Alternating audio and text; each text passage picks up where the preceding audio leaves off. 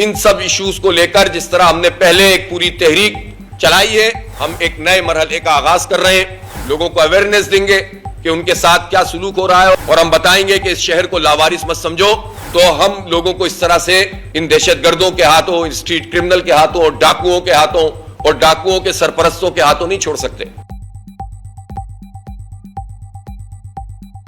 جماعت اسلامی نے فیصلہ کیا ہے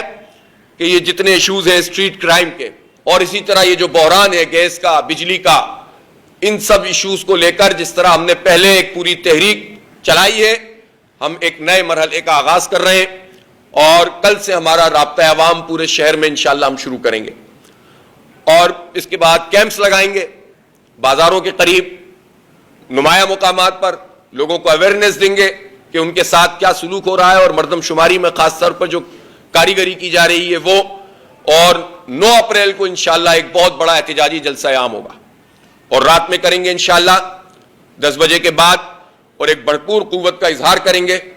اور ہم بتائیں گے کہ اس شہر کو لاوارث مت سمجھو۔ جماعت اسلامی پر لوگوں نے اعتماد بھی کیا، الحمدللہ سب سے بڑی جماعت کے طور پر ووٹ دیے ہیں، سپورٹ کیے، تو ہم لوگوں کو اس طرح سے ان دہشت گردوں کے ہاتھوں، ان اسٹریٹ کرمنل کے ہاتھوں، اور ڈاکوؤں کے ہاتھوں اور ڈاکوؤں کے سرپرستوں کے ہاتھوں نہیں چھوڑ سکتے۔ اس کے لیے ہم اپنا حق استعمال کریں گے انشاءاللہ، اور 9 اپریل کو ایک بہت بڑا احتجاجی جلسہ عام ہوگا، جس میں کراچی کے عوام سے ہم اپیل کریں گے کہ پوری قوت کے ساتھ شریک ہوں، تاکہ ہماری آواز بھی تو کوئی اٹھے۔ یہ جو ملک کی پوری سیاست بازی ہے، اس میں تو ہماری آواز دب کر رہ گئی ہے، ہمیں اپنی آواز کو خود بلند کرنا ہوگا۔ اس لیے ہم ان تمام ایشوز کے اوپر اس تحریک کو، حق دو کراچی کو تحریک دوبارہ سے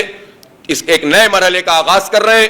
اویئرنیس بھی پیدا کریں گے، موبلائز بھی کریں گے، اپنے حق کے لیے لڑیں گے بھی، اس جعلی اور فراڈ،